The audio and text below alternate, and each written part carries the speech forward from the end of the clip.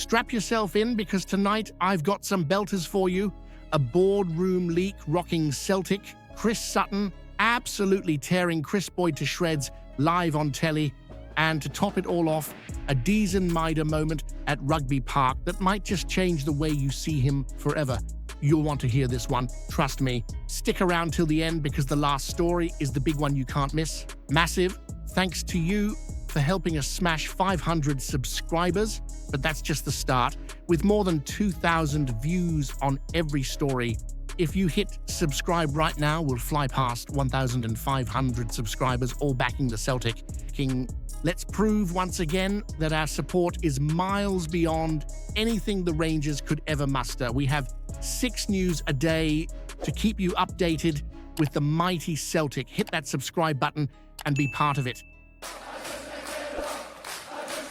Let me tell you, this whole business about leaks from inside the club has got me shaking my head. You don't need to be Sherlock Holmes to know the board will be running about Parkhead trying to sniff out who stuck the knife into Brendan Rodgers last week. That "we" hit piece, pure poison, and right when the support was already boiling at the board. But here's the thing, Brendan's no daft. He's not wasting his energy with boardroom games or whisper campaigns. He answered the only way a proper Celtic manager should on the pitch at Rugby Park. You saw it yourself, didn't you?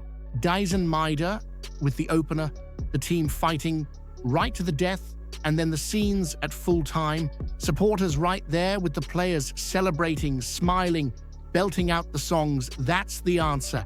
Not some anonymous backstabbing in the press, not some blazer behind a desk, but 3 points and pride in the hoops. Peter Grant's spot on. The only thing that really matters to you as a Celtic fan is watching your team win and succeed. All the noise, all the politics, all the supposed leaks, it vanishes when the boys are out there doing the business. And the board should be asking themselves questions, because the unity you saw at Rugby Park, that's priceless, and it's got nothing to do with them. That was Brendan, the players, and you, the lifeblood of this club. Now, here's something I want you to chew on.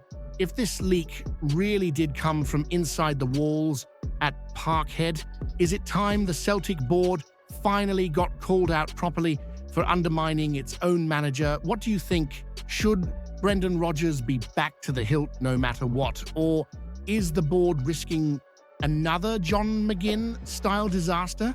Hit that subscribe button. Lads, let's jai it. Laldi till we hit 1,500 mad Celtic daffs. Now, this one really made me laugh. Kris Boyd, the mouthpiece from across the city, trying once again to tell a Celtic fan how they should behave. Imagine that. The same Boyd whose mob are sitting in 10th place, getting hounded out of Ibrox after yet another home defeat, talking about entitlement on a Saturday night. Thankfully, big Chris Sutton was having none of it. Straight away, he put Boyd right back in his box.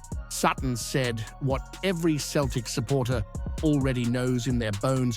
You put your hard-earned money into this club, whether it's your season book, your scarf, your ticket for an away day in the pouring rain, or your pint in the Gallowgate before kickoff, you've every right to demand answers from the board. That's not entitlement, that's loyalty, that's love. And let's be honest, Sutton hit the nail on the head. What's the plan? Where's the strategy? Other clubs, you can see the direction they're taking. With us, half the time, it looks like the board are spinning a wheel and hoping for the best. And while they're sitting quiet in their comfy seats, it's you who keeps the lights on. So when Boyd tries to say, "Oh, I don't see other clubs doing this," maybe he should look at his own mob first. They'd swap places with us in a heartbeat, wouldn't they?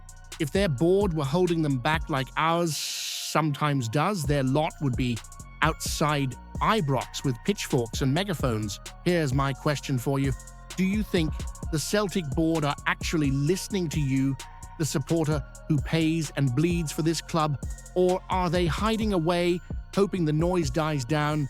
And if they don't change, should it be the fans, you at Giant, who force them out the door?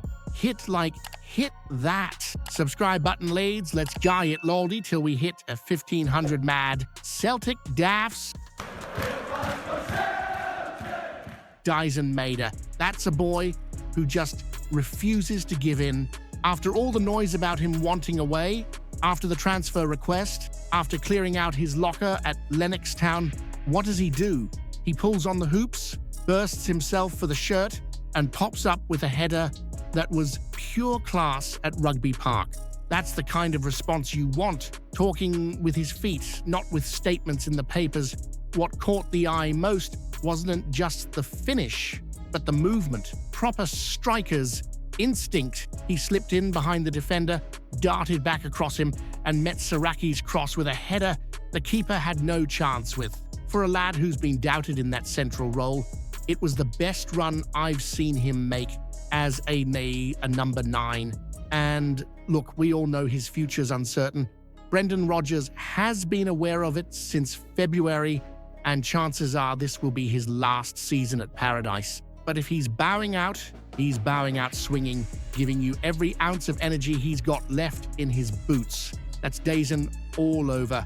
Relentless, fearless, and as awkward to defend against as a Glasgow storm blowing down Suckyhole Street. So let me put it straight to you. Would you rather see Daizen stay wide, where he's at his most dangerous? Or do you actually think Rodgers should keep him through the middle after that goal against Killie? Hit that subscribe button. Lads, let's jai it. Loldy till we hit 1,500 mad Celtic daffs.